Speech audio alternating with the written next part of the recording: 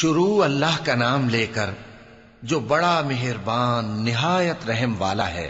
جو چیز آسمانوں میں ہے اور جو چیز زمین میں ہے سب اللہ کی تسبیح کرتی ہے۔ جو بادشاہ حقیقی ہے، پاک ہے، زبردست ہے، حکمت والا ہے۔ وہی تو ہے جس نے ان پڑھوں میں انہی میں سے ایک پیغمبر بھیجے جو ان کے سامنے اس کی آیتیں پڑھتے اور ان کو پاک کرتے اور انہیں کتاب و حکمت کی تعلیم دیتے ہیں۔ اور اس سے پہلے تو یہ لوگ کھلی گمراہی میں تھے، اور ان میں سے اور لوگوں کی طرف بھی ان کو بھیجا ہے جو ابھی ان مسلمانوں سے نہیں ملے، اور وہ غالب ہے، حکمت والا ہے۔ یہ اللہ کا فضل ہے، جسے چاہتا ہے عطا فرماتا ہے، اور اللہ بڑے فضل کا مالک ہے۔ جن لوگوں کو تورات کا حامل بنایا گیا پھر انہوں نے اس کے حامل ہونے کا حق ادا نہ کیا، ان کی مثال گدھے کی سی ہے جس پر بڑی بڑی کتابیں لدی ہوں۔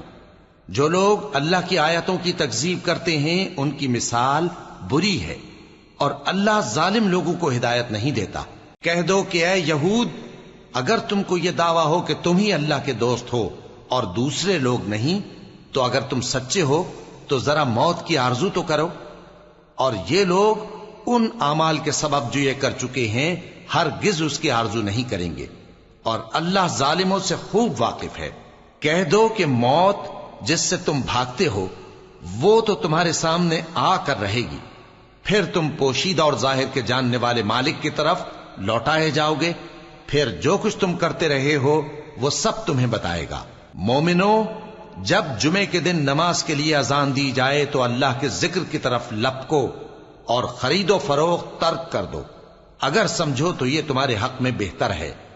پھر جب نماز ہو چکے تو زمین میں پھیل جاؤ اور اللہ کا فضل تلاش کرو، اور اللہ کو بہت بہت یاد کرتے رہو تاکہ کامیاب ہو جاؤ۔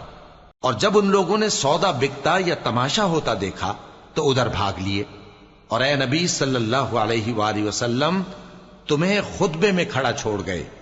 کہہ دو کہ جو چیز اللہ کے ہاں ہے وہ تماشے اور سودے سے کہیں بہتر ہے، اور اللہ سب سے بہتر رزق دینے والا ہے۔